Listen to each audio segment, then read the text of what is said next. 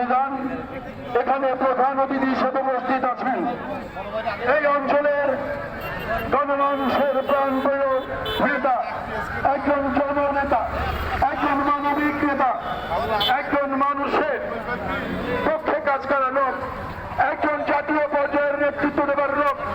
সর্বোপরি গত 5ই আগস্ট স্বৈরাচারী হাসিনা পতন আন্দোলনে বাংলাদেশের ছাত্র যুব সমাজকে যিনি ঐক্যবদ্ধ করে গণঅভ্যুত্থানকে নিশ্চিত করার জন্য দেশনায়ক তারেক রহমানের নির্দেশে যিনি নিশ্চিত করেছিলেন, অক্ষরে অক্ষরে পালন করেছিলেন দেশনায়ক তারেক রহমানের সকল নির্দেশ, সকল ভয়ভীতিকে উপেক্ষা করে তিনি কাজ করেছেন, সেই নেতা বিএনপির ছাত্র বিষয়ক সম্পাদক আলহাজ নাজিমুল ইসলাম বকুল এখানে উপস্থিত আছেন।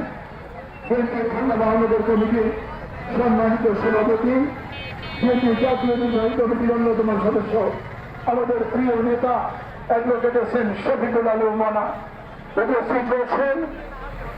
বিভিন্ন থানা নেতৃবৃন্দ উপস্থিত, খানদানের বিক্ষুব্ধ ছাত্র শ্রমিক জনতা, প্রিয় শিক্ষক মন্ডলী।